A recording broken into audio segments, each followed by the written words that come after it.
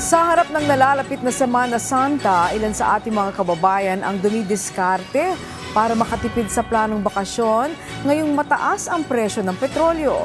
Pero paalala, hindi lang gastos ang dapat paghandaan kundi maging ang kaligtasan. Ang ilang tips para maging safe at hassle-free ang bakasyon, alamin sa sentro ng balita ni Sheila Natividad. Ang Bulakenyang si Geraldine, taon-taong sinisikap na makapaglaan ng oras para sa kanyang pamilya sa pamamagitan ng pamamasyal. Essential yung ganitong mga vacation to really connect with one another.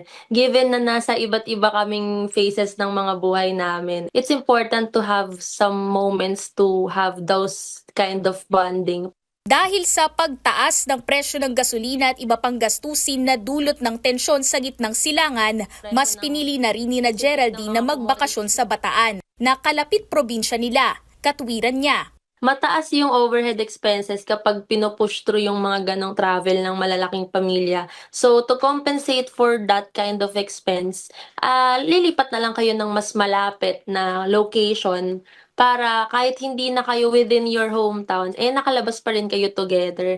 Sa darating na Semana Santa, inaasahan ng Department of Transportation ang pagdagsa ng mga biyahero. Tinitingnan din maging ang mga hakbang para mapanatiling abot kaya ang pamasahe, alinsunod sa direktiba ni Pangulong Ferdinand R. Marcos Jr. Pero bilang regular nang nagbabakasyon taon-taon, mahalaga rin na isaalang-alang ang ligtas na biyahe. Narito ang ilan sa mga tip. Una, sa pag-alis ng bahay, i-unplug ang mga appliances at mga gadget. Malaki rin kasi ang iiwan nitong konsumo sa enerhiya at kuryente. Siguraduhing nakalak mabuti ang pinto at anumang lagusan ng tahanan. Suriin ang sasakyang gagamitin, kabilang ang gulong, karga ng gasolina at kondisyon ng makina para iwas aberya sa biyahe. Magbaon ng pagkain, tubig at snacks para hindi na kailangang mag-stop over at makatipid din sa gastos. Bumiyahe ng mas maaga, mas mainam kung madaling araw para iwas bigat ng daloy ng trapiko. At higit sa lahat, magbaneho ng maingat at sumunod sa mga batas trapiko